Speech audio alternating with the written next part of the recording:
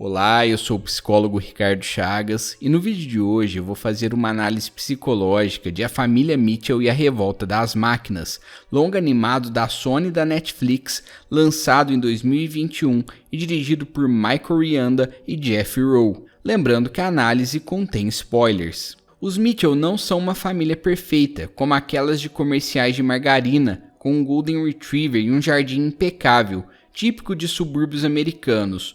Ou, para dar um exemplo mais atual, como a família instagramável da vida fitness, praticantes de yoga e adeptos à positividade tóxica. Definitivamente, eles estão bem longe desse padrão idealizado de perfeição, mas é justamente isso que os torna tão divertidos, identificáveis e autênticos. E como toda família imperfeita, eles são cheios de problemas, principalmente os que tangem os vínculos interpessoais entre Rick, o pai, e Katie, a filha mais velha. Em um passado não tão distante, eles eram melhores amigos, mas com o passar dos anos foram se desconectando. Na adolescência, Katie desenvolveu uma paixão pela produção cinematográfica, algo que não interessava a Rick.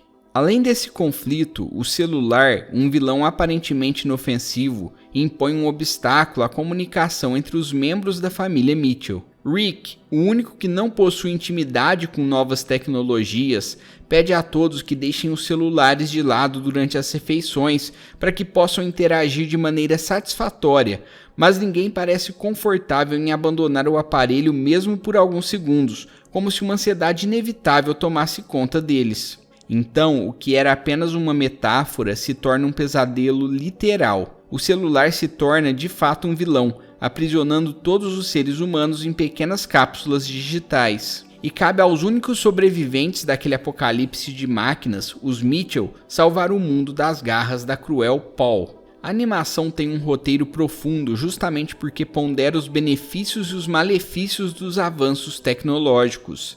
Ao mesmo tempo que o celular facilita nossa vida em curtas distâncias, ele também pode ser uma fonte de obsessão capaz de separar uma família inteira. Aliás, quando quase todos os humanos são presos por Paul, eles se sentem parcialmente confortados por pelo menos terem acesso ao Wi-Fi grátis. Isso pode até parecer só uma piada boba, mas é de grande importância para a compreensão do filme. A prisão literal naquele contexto de apocalipse das máquinas é uma metáfora sobre como somos prisioneiros dos nossos próprios aparelhos. Quantas vezes ao dia nos pegamos rolando entediados à tela viciante que carregamos na palma da mão? Será que realmente controlamos nossos celulares ou o que ocorre é na verdade o contrário? É interessante que os Mitchell enganam as máquinas e conseguem derrotá-las seguindo planos espontâneos e criativos, opostos ao pensamento algorítmico e matemático da vilã. Desde camuflar o carro até usar o rosto do cachorro estrábico para bugar a programação dos robôs, cada ideia tem um toque da genialidade artística da protagonista, que consegue pensar fora da caixa e encontrar soluções incríveis. É sempre positivo quando o roteiro explora e valoriza outros tipos de inteligência além da sinestésica corporal. Outra discussão interessante que o filme traz é sobre os personagens neurodiversos. Apesar de Aaron, Katie e Rick apresentarem uma característica específica do transtorno do espectro autista, acredito que esse diagnóstico se encaixa apenas no caçula da família. É verdade que todos os três possuem interesses fixos altamente restritos que são anormais em intensidade e foco. Aaron é apaixonado por dinossauros,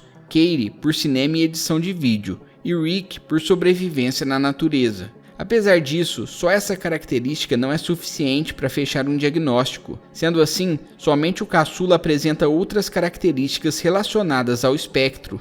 Quando Aaron tenta conversar com a vizinha por quem nutre uma paixão, sente dificuldade em manter contato visual e foge da situação, indicando um bloqueio psicológico no campo das interações sociais. Outra característica que também pode ser relacionada ao transtorno é o fato dele morder a camiseta sempre que está ansioso. Eu sinceramente não consegui identificar em Katie e Rick outras características do espectro, mas isso não quer dizer necessariamente que eles não estejam dentro dele, apenas que não há evidências suficientes que suportem tal hipótese. Talvez eles já tenham trabalhado determinadas questões, feito psicoterapia para lidar melhor com as suas respostas a interações sociais, ou estejam apenas mais próximos das margens do espectro. De qualquer maneira, é interessante que mesmo com Aaron, o roteiro não cai nos clichês da estigmatização das pessoas neurodiversas. A família Mitchell e a Revolta das Máquinas é um exemplo de como os transtornos psiquiátricos deveriam ser retratados em filmes, sem um diagnóstico expositivo e sem um checklist de sintomas, características ou traços. Acredito que mais importante do que rotular os personagens é entender a mensagem por trás de suas peculiaridades, no caso, a obsessão por interesses específicos. Rick e Cady se distanciaram principalmente porque ele não a compreendia e não aceitava seu interesse por cinema e produção de vídeos. Isso fez com que eles se desconectassem, já que além de não acreditar na capacidade da filha, ele não apreciava o fato dela ficar no celular o tempo todo e achava que ela estava hipnotizada por uma tecnologia sem sentido. É por essa razão que o alce esculpido em madeira representa a união dos dois mundos, um elo entre os interesses do pai e da filha. Apesar de Rick nutrir uma paixão pela sobrevivência na natureza, no passado ele construiu uma bela casa de madeira na floresta, o que pode ser interpretado como uma manifestação artística similar à de Cady com seus filmes. A casa, cujo alce de madeira enfeitava a escada, é a representação inconsciente de uma conexão que ambos os personagens sequer notaram que compartilhavam até o final do filme. Talvez a principal mensagem da família Mitchell e a Revolta das Máquinas seja sobre a incapacidade humana de ouvir, compreender e aceitar realidades alheias. Somos tão orgulhosamente apegados às nossas próprias peculiaridades que nos esquecemos de aceitar com empatia as vivências distintas daqueles que nos cercam. Relacionamentos outrora significativos podem encontrar um fim simplesmente pela falta de comunicação. A verdade é que nós sempre vamos discordar praticamente de todos aqueles que cruzam nosso caminho. Afinal, cada ser humano tem sua própria individualidade. E é claro, até existe espaço para o debate respeitoso e para o confronto de ideias opostas. Todavia, para evitar as cicatrizes emocionais e os rompimentos, isso deve ser feito com empatia e compreensão. E um dos melhores caminhos é justamente encontrar interesses em comum, ainda que consideremos o outro nosso completo oposto. Muitas famílias se rompem porque os pais perdem a capacidade de conversar e se conectar com os filhos. Era o que poderia ter acontecido com Rick e Cady, cujos valores precisaram ser ressignificados. O filme é eficiente ao expor a importância da preservação dos relacionamentos através do encontro de laços de afinidade e do respeito às diferenças. E eu quero que você responda aí nos comentários qual é a sua opinião sobre a família Mitchell e a Revolução das Máquinas. Além disso, deixe um like e compartilhe o vídeo com alguém que curta psicologia e cinema, porque assim você ajuda o canal a crescer. Cuide bem da sua saúde mental e até a próxima.